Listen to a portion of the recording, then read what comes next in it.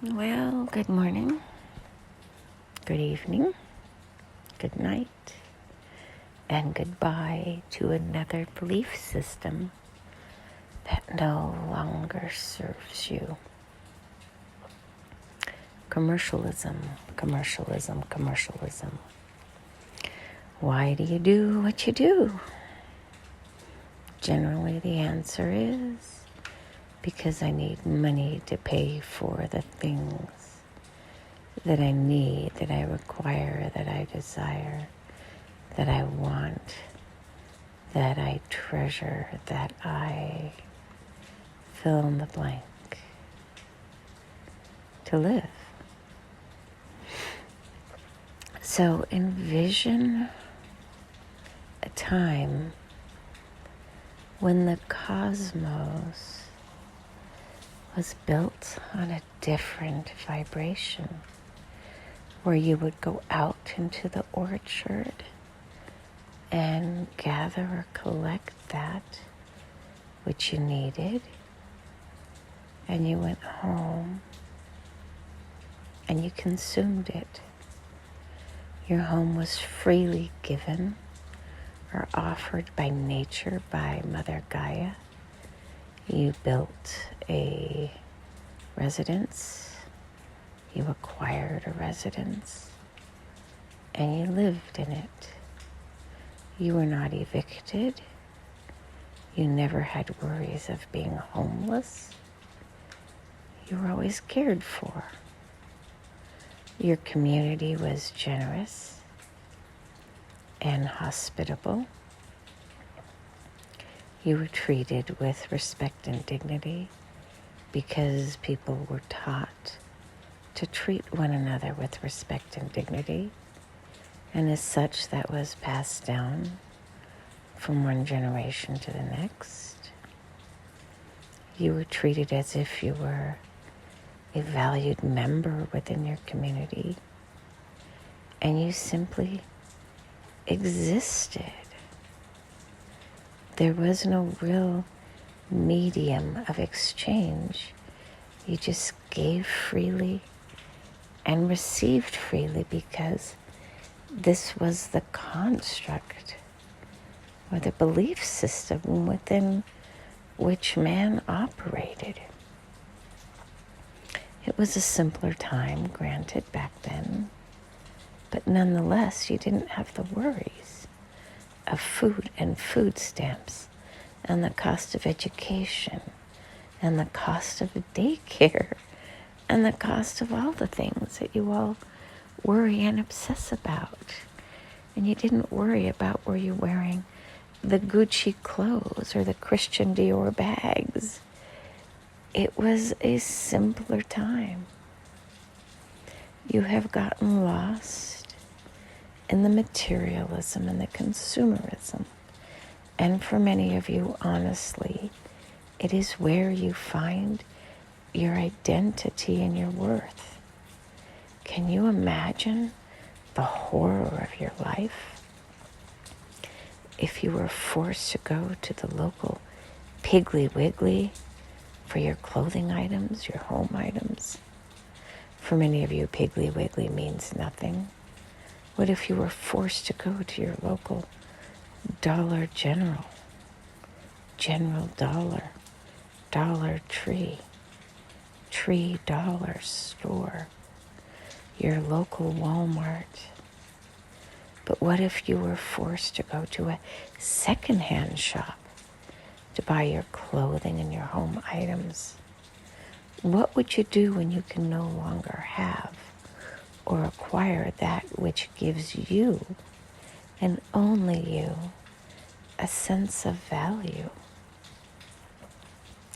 You will begin to see as this construct begins to break down what collaboration and not competition feels like. It's a long way off, we understand, but it's in the ether, and it is being developed right now because you all are tired of the competitive workforce. where you're outdoing one another to get those job opportunities, or the pats on the back, or the awards? What if there were no more raises? What if there were no more certifications or certificates and awards? Would you do it just because it feels good? Or would you become lazy like many of the other people around you that you see and that you look down on? If you didn't have a reason other than it just feels good, would you do it? Would you really do it? And this is where we are today. Our another has been in this world in many ways now for 10 years. And then, to be honest, she had begun the inquiry in around 2007 when she realized the fallacy of financial stability, because within the U.S., she and you were on the precipice of demise, of an Argentinian meltdown, because you guys had gotten to that point. But then she found out what capabilities and skills and abilities the various agencies had to kick the can once again down the proverbial road, because at some point something's got to give.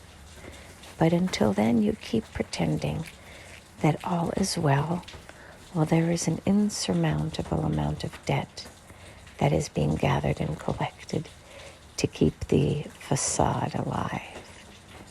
And one day, not too far off in the future, it will pop. There will be the Great Reset. And you can look at Argentina to get an idea of what it can look like, but need not look like. And you can simply say, I'm going to build in redundancy and resiliency. Or you can say, I trust in the universe to bring about exactly that which we need, and not prepare beyond or more than what makes you feel content and happy. You can and will figure this out as a collective and as an individual. But just know that at some point in the near-ish future, we will bring about a new way of developing and building commerce. And until then, continue doing what it is that you desire to do, but build a plan for you to protect your heart, so that when no more is here, how will you keep your intentions pure, your actions holy, and your friendships filled with compassion? When others are struggling, how do you show up for them? Or do you even show up for them? When your family struggles, when your friend struggles, when the homeless man struggles, what do you say? What do you think? What do you do? Is your response just go get a job? Suck it up? Toughen up? Well, what we can tell you with great assurance is that which you resist, you will experience more of. It's that simple. So attempt to embrace that which feels soft, that which feels kind, that which feels gentle, and that which harms no one, but instead incentivizes them to grow. Now, what does that mean? We're giving our another an image which doesn't align with the words that we just shared. How do you incentivize somebody? Well, you're probably thinking Give them free housing, give them free clothing, give them free food to incentivize them to become the best version of themselves. That is a way to help someone. But what if you have a harmful individual within your community? Would you offer them only that without any real consequences for the harm that they're causing others? Or would you also say, we're going to have natural consequences for your harmful actions? And what will that look like if somebody murders one of your community members? What will be the natural response if somebody steals or harms or rapes or pillages another village, another community member? What is the natural consequence of that? And our another has a vision from this particular world, but what is it going to look like in the next world that you all are building? And we shall not give you the answers or the solutions. We shall ask for you to sit on it. Sit on it and ask yourselves, if somebody in our community harms others, what is the best way to teach and instill the loving values within this individual so that they will do that no more, even though they have harmed you? Is it to take out a switch and to beat them so that they will, out of fear, never do that again? Or do you lovingly enable them so that there are no consequences and they are free to choose to do it again without reparations being asked?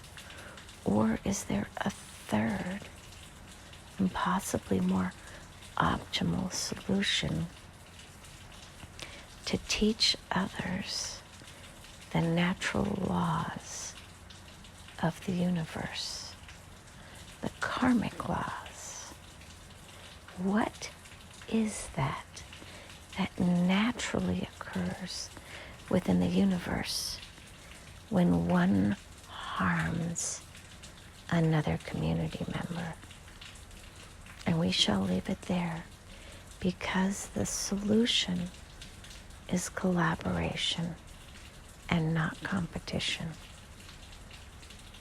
Therein lies the answer to much of what is wrong within your construct these days, because it is not based on community participation or community emboldenment. It is based on competition, criticism, constructionism, and conflict. It's all that there is. The conflict at the core of competition. I am better than you, and you are not as worthy as I. When that is the basis upon which your entire civilization is now built, you see what it creates. Wars, killing, misunderstandings, hatred, anger, violence. Conflict is the criticism of this construct. Think about those words and what that really means, if anything, and find a compassionate solution for conflict. How do you heal conflict while still creating enabling less responses? Collaboration does not enable bad behavior. It collectively connects you all to the critical, compassionate solution. Find it, seek it, explore it. It is not an instinctive solution for you all because it is birthed in a completely new vibration of love. And so it is. Namaste.